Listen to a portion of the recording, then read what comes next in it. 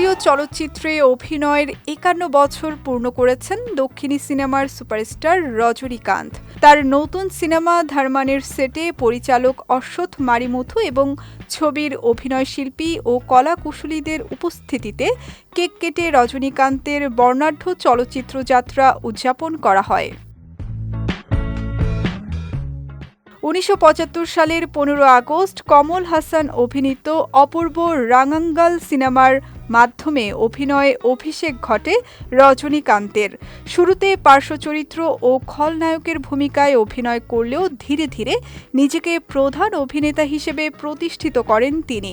৫ দশকের বেশি সময়ের ক্যারিয়ারে তামিল, তেলুগু, কন্নড়, হিন্দি ও ইংরেজি ভাষার সিনেমায় অভিনয় করেছেন এই তারকা।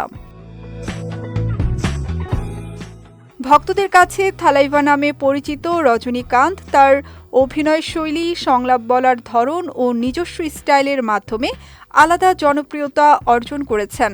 তামিল সিনেমার গণ্ডি পেরিয়ে ভারতীয় চলচ্চিত্রে নিজের শক্ত অবস্থান তৈরি করেছেন তিনি।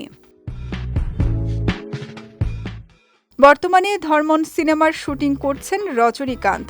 অশ্বথ মারিমুথু পরিচালিত সিনেমাটি তার অভিনীত ১৭৩তম চলচ্চিত্র। কমল হাসান ও আর মহেন্দ্রন প্রযোজিত ছবিটিতে রজনীকান্তের সঙ্গে অভিনয় করছেন সিমরান বাগ্গা, রাশি খান্না ও যোগী বাবু। পরিচালনার পাশাপাশি এতে অভিনয় করছেন অশ্বথ। ধর্মনের সঙ্গীত পরিচালনা করছেন অনিরুদ্ধ রবিচন্দ্রর। সম্প্রতি সিনেমাটির দ্বিতীয় ধাপের শুটিং শুরু হয়েছে। এদিকে এই সিনেমার কাজ শেষ করার পর রজনীকান্তকে দেখা যাবে জেলার 2-এ।